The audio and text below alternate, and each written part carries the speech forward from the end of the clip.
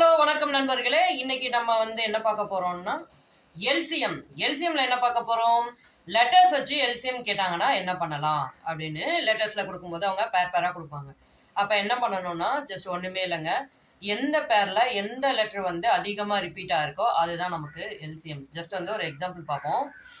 MP, NR, CB, TS, AB. இப்போ இதில் நம்ம என்ன கொடுத்துருக்கோம்? பி அப்படிங்கிறது அதிகமாக ரிப்பீட் ஆகிற மாதிரி கொடுத்துருக்கோம்.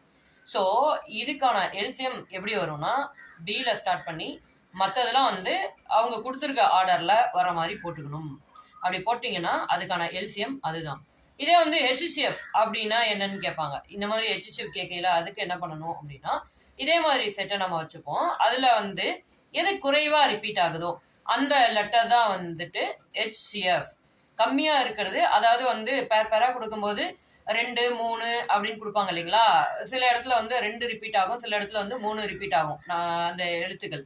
அதில் கம்மியாக ரிப்பீட் ஆகிற எழுத்து ஒரே ஒரு தடவை தான் ஒரு எழுத்து வருதுன்னா அதுதான் மற்ற எழுத்துக்களுக்கு ஹெச்சிஎஃபாக இருக்க முடியும். அதனால நீங்கள் அதை ஹெச்சிஎஃபாக கொடுக்கலாம். இது உங்களுக்கு ஹெல்ப்ஃபுல்லாக இருக்கும்னு நினைக்கிறேன். அடுத்த ஒரு கணித வீடியோவில் நம்ம பார்ப்போம். நன்றி.